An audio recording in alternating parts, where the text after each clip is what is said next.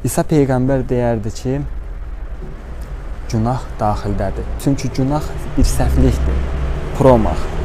Nə vaxt ki, mən Allahdan uzaqlaşıram, nə vaxt ki, mən sevgidən uzaqlaşıram, nə vaxt ki, mən bir absolutdan uzaqlaşıram, bax o zaman mən günah işlədirəm. Nə vaxt bu baş verir?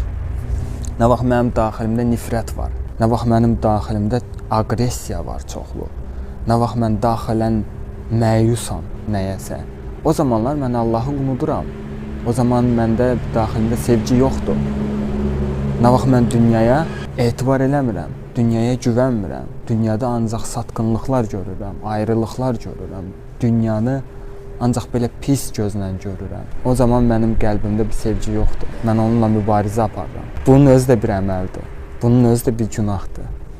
Amma bunu bizə demirlər. Çox vaxtı səhərdən axşama kimi kimlərisə qınayıb onların səhvliyinə görə, amma gündə filan qədər filan bir şeylər eləyirlər deyə doğru insan sayılırlar.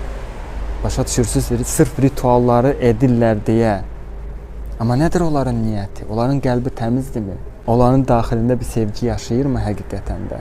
Yoxsa bunlar sadəcə ritual xarakterini daşıyır, sadəcə qorxudan edilir, sadəcə beyinlərinə yeridilibdir ki, bu belə olmalıdır deyə. Sanki sadəcə bu rituallarla ora yol gedir. Rituallar sənin gündəlik əməllərindir, rituallar sənin gündəlik fikirlərindir, rituallar sənin gündəlik daxilindən buraxdığın hisslərindir. Hansı hisslərdir o daxilində?